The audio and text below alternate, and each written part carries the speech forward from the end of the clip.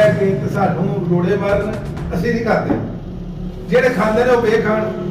हालत भट्टी साहब की दुकान की 1 इंच की मालकी उन्होंने को होवे, पूरी दुकान 1 इंच की उन्होंने को मालकी होवे, भरी भरिया जी मैं माफी भी मंगांगा ते नाल हथ भी जोड़ांगा ते जो जुर्माना आखड़ो बना वो सारी जगह बल्दिया दी है, किसी भी कोई मालकी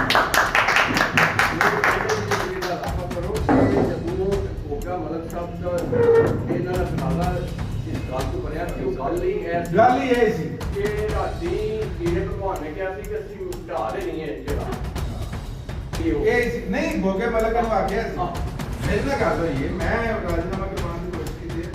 ਉਹ ਮਲਕ ਨਾਲ ਇਹ ਗੱਲ ਆਖੀ ਹੈ ਕਿ ਮੈਂ ਕਿਹੜੀ ਗੱਲ ਦੇ ਦੁਸ਼ਮਣੀ ਲਾਵਾਂ, ਇਹ ਮੈਨੂੰ ਮਾਲਕੀ ਦੀ 1 ਇੰਚ ਦੱਸੇ ਕਿ ਲੋ ਜੀ ਮੀਟਿੰਗ ਕੀਤੀ ਹੈ, ਇੱਕ ਅਸਾਂ ਚੀਜ਼ ਪਾਸ ਕੀਤੀ, ਉਹਦਾ ਰਿਜ਼ਲਟ ਕੀ ਹੈ ਤੁਸੀਂ बिलीव नहीं कर सकते कि किस हद तक सौने पे ने, किस हद तक मैंने अप्रोच कर रहे हैं, किस हद तक अगला टारगेट उन्होंने की है।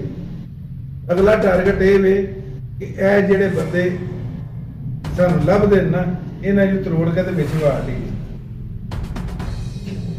सदर साहब ने गल की है कि लो जी मैनूं आंदे ने कि लो जी जेडे बंदे तू उन्हां नाल लै के आ जा उन्हां नूं नहीं सवाल सानू चाहो पहले नहीं लभण ली कोई गल नहीं, जेड़े तुहाडे साथी है इन्हां नूं लै के इजलास से खिताब करते हुए मजीद अयूब भट्ट ने कहा कि वक्त आ गया है सहाफत के मुकद्दस पेशे को बदनाम करने वाले अनासर के खिलाफ मुत्तहिद होकर खड़ा हुआ जाए। उन्होंने कहा कि एक महसूस ब्लैकमेलर गिरोह ने लोगों से बता लेना अपना धंधा बना रखा है, जिसमें बाज़ करप्ट सरकारी मुलाजमीन भी मुलव्वस हैं। अयूब भट्ट ने ऐलान किया कि अगर ये नासरबाज ना आए तो उन्हें बेनकाब किया जाएगा। उन्होंने मजीद कहा ये जंग मैं इबादत समझ कर लड़ रहा हूँ, या तो ये ब्लैकमेलर टोला बचेगा या असल मुस्बत सहाफत के अलंबरदार। अगर कोई सहाबी मेरे साथ चलना चाहे तो ठीक, वरना मैं तनहा भी इन पर भारी साबित हूँगा। अयूब भट्ट ने इंकशाफ किया कि इनके पास ब्लैकमेलर की नाजेबा वीडियोज़ और रिकॉर्डिंग्स मौजूद हैं, ताहम वो शराफत की बिना पर उन्हें अपलोड नहीं करना चाहते। लेकिन अगर ये नासरबाज ना आए तो इनके खिलाफ ठोस शफाअत के साथ कानूनी कार्रवाई की जाएगी। इजलास के तमाम शुरका ने अयूब भट्ट की बातों से इत्तफाक किया और जर्द सहाफत के खिलाफ एक मौसर मुहिम चलाने का अज़म किया।